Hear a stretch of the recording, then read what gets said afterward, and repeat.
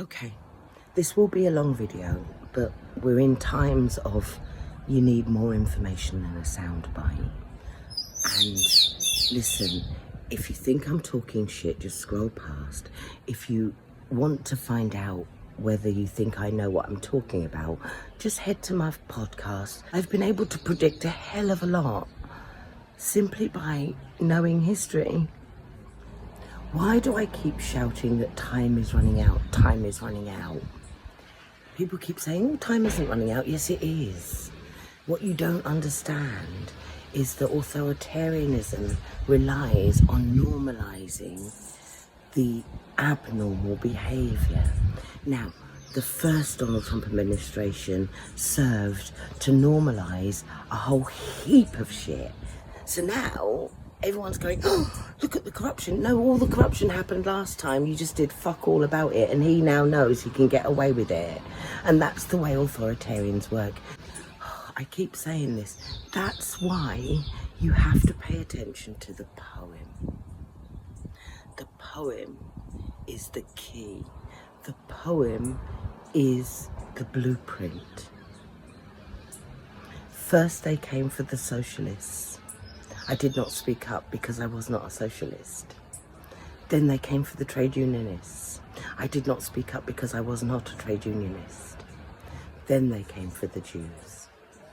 And I did not speak up because I was not a Jew. Then they came for me. And there was no one to speak up for me. That's not just a poem. That's telling you what you have to do if you want your country to survive. It means you have to speak up at the first instance of them trampling on the norms. Kilmer Abrego Garcia. That is when the whole country should have gone out on the streets. And you didn't. Why? Because he was a foreigner. So, you know, that's the point. Every single person that they grab on the streets is you. In 6 months' time, in a year's time, if you don't stop it now, it will be you. Now, you can stop it now because at the moment, you have the freedom to go out and protest and surround these people because they haven't established their order. It hasn't been established yet.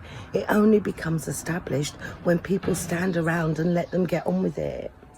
Then they can work through their groups of people they can attack before they get to you. Human nature is to protect oneself. To defeat authoritarianism, you have to be prepared to protect others, even if you don't personally like them, because it doesn't matter anymore. You will also see increasing amounts of militarization on your streets. You have to resist. It cannot become normal. You still have the ability to protest. You still have the ability to sue. You still have ways to counteract. Do not leave it too long. You will soon not have the ability to counteract. That's why I say time's running out. You have to get on the streets. You have to start organising. What I've learned from reading about the resistance, first-hand accounts, I have some tips, I have some tricks. You know who the current vulnerable groups are. We're talking anyone with a Hispanic surname is a vulnerable person. Anyone who is LGBT or trans, they are vulnerable people. They are the first people you need to be protecting at this moment. Is your neighbour a vulnerable person? Do you know your neighbour? You need to find out who is vulnerable and how you can protect them. It needs to be workplaces, it needs to be your building. You need to start having community meetings. You need to start getting together and talking. You need to start strategizing. Work out what skills you have in your areas. You know, do you have lawyers? Do you have doctors? Do you have people who are able to look after children of people who might be vulnerable in case they're taken? There needs to be phone trees. There needs to be contact lists. There needs to be quick response groups.